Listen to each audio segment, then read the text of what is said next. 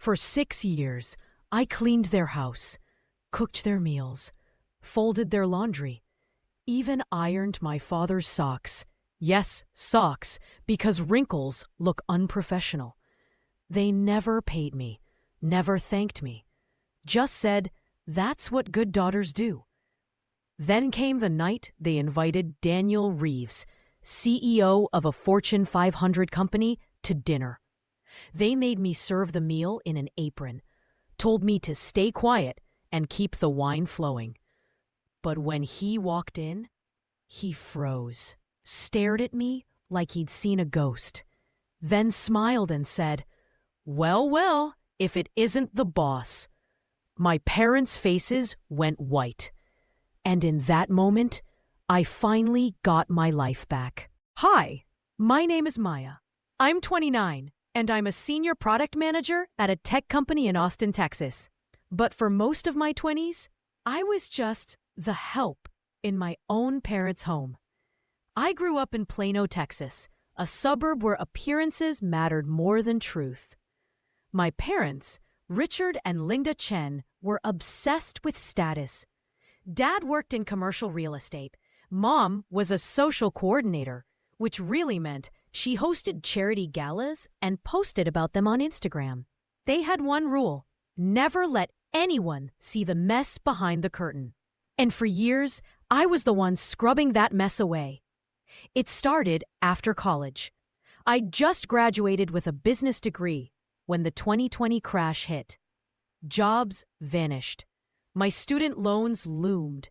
So when my parents said, "Just move back home until you get on your feet," I thought it was temporary. It wasn't. At first, it was small things. "Maya, can you unload the dishwasher?" "Sweetie, your dad's suits need steaming." And it escalated. I was cooking all meals, cleaning 3 bathrooms, grocery shopping, managing their calendar, even picking up Mom's dry cleaning because her nails were freshly done. When I landed a remote job in 2021, I thought things would change. Instead, Dad said, "Great, now you can work and keep the house running." I tried to push back once. "I'm not your housekeeper. I have a full-time job." Mom laughed. "Don't be dramatic. We're giving you free rent and food. The least you can do is help out." Help out turned into 30 hours a week of unpaid labor. No weekends, no breaks, just endless chores while they golfed, traveled, and posted blessed photos on social media. The worst part? They acted like I was lucky to serve them. Then came Daniel Reeves. Dad had been chasing his business for years. Reeves was the CEO of Nexacor, a massive AI firm, and Dad was desperate to lease them a downtown office tower. For months, he talked about nothing else. "If I land this deal, we're set for life." Reeves only works with people he trusts personally.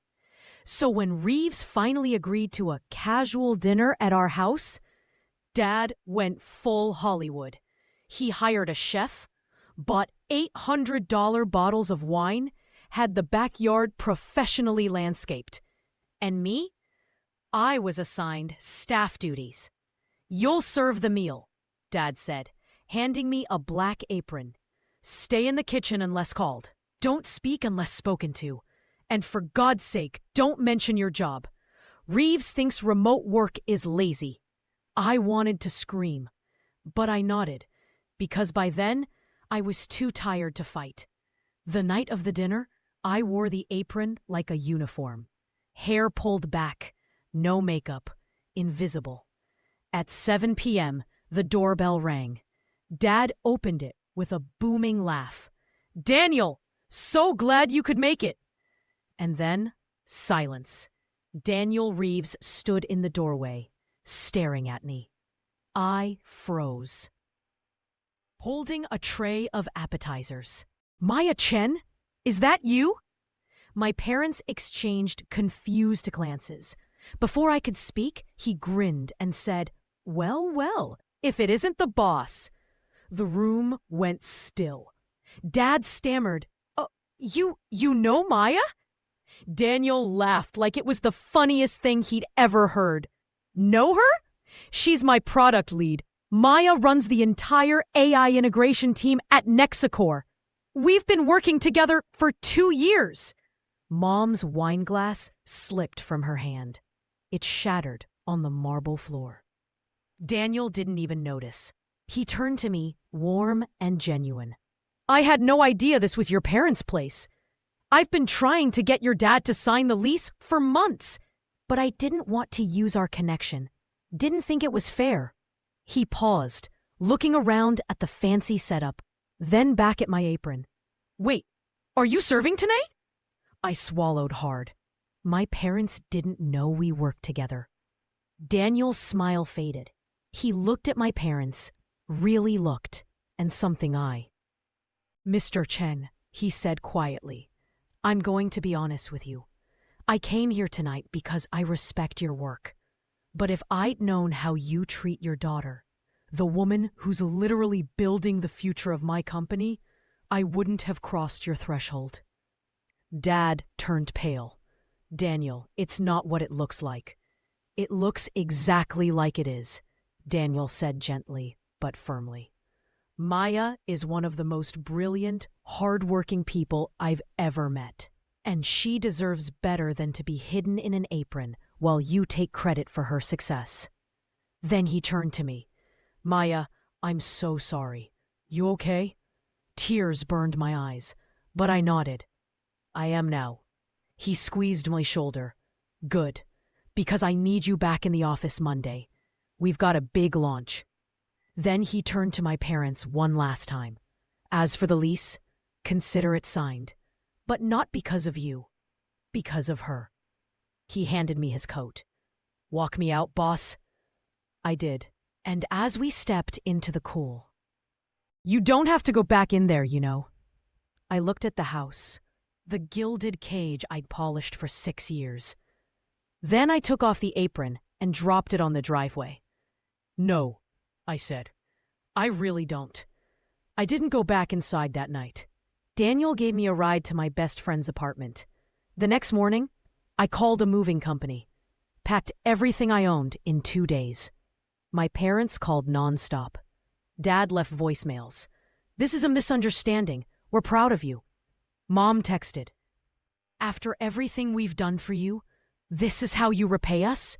But the truth was, they'd never done anything for me. They'd used me. And now, they've lost me. At work, Daniel didn't make a spectacle. He just treated me like he always had, with respect, trust, and zero pity. A month later, he promoted me to Director of Product Innovation. At the team dinner, he raised a glass and said, To Maya, the real boss, never let anyone make you feel small again. I cried into my wine. Today, I live in my own condo. I travel, I hike, I cook for myself, and only when I want to. My parents, we haven't spoken in 18 months, but last Christmas, I got a letter from Mom. No excuses, no guilt trips. Just, I see you now, and I'm sorry it took me so long. I didn't reply, but I didn't throw it away either. Maybe one day we'll find our way back, not as master and maid, but as mother and daughter. Until then, I'm learning something new. You don't need permission to be valuable. You just need to stop hiding. And sometimes all it takes is one person seeing you, really seeing you, to remind you who you've been all along.